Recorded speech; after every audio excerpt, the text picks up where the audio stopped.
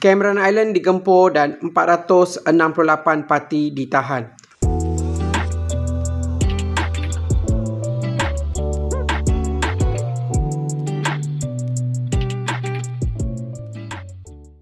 Okey, pada 20 November 2025, JIM telah menyerbu Cameron Highland dalam operasi Ops Gempur.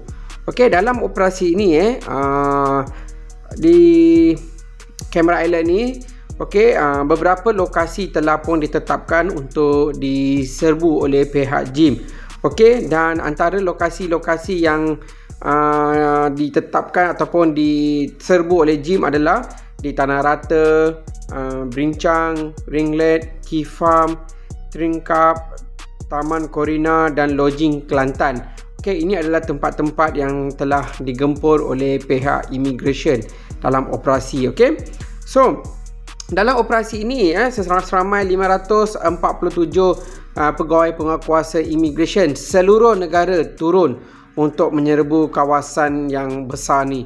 Okey, so dalam perancangan operasi, 4 zon operasi telah pun dipecahkan, dibahagilah kepada 4 zon utama.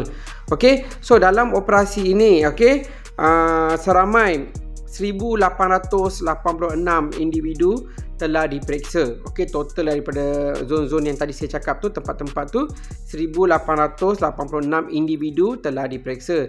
So daripada tu 1447 adalah warga asing, manakala 439 adalah warga negara Malaysia.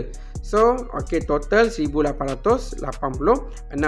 So daripada tu 468 warga asing yang dipercayai parti telah ditahan atas beberapa kesalahan.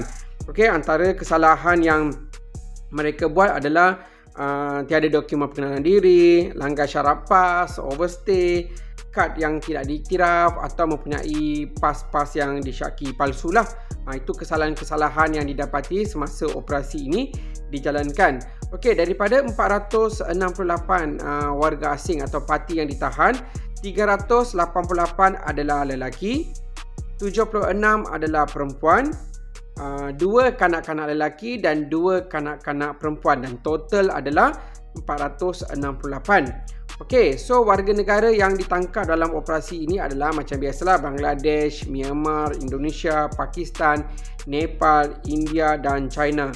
Okey, tumpuan ataupun tempat-tempat yang diserbu untuk kali ini adalah seperti berikutlah.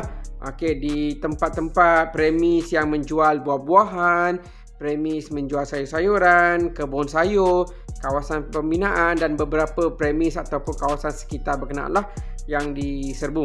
Okey, so semasa serbuan dijalankan, terdapat cubaan-cubaan warga asing ini, iaitu ada yang melarikan diri ataupun bersembunyi tapi berjaya ditangkap oleh pegawai penguatkuasa.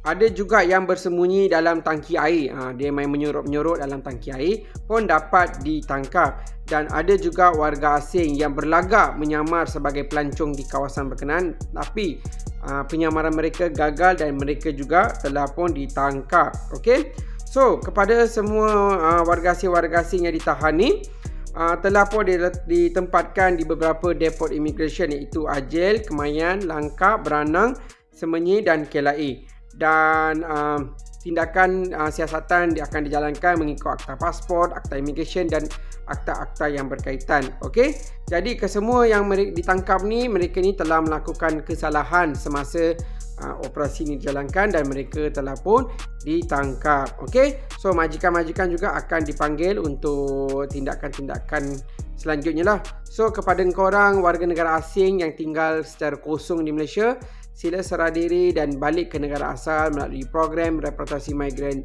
2.0 yang sedang berlangsung.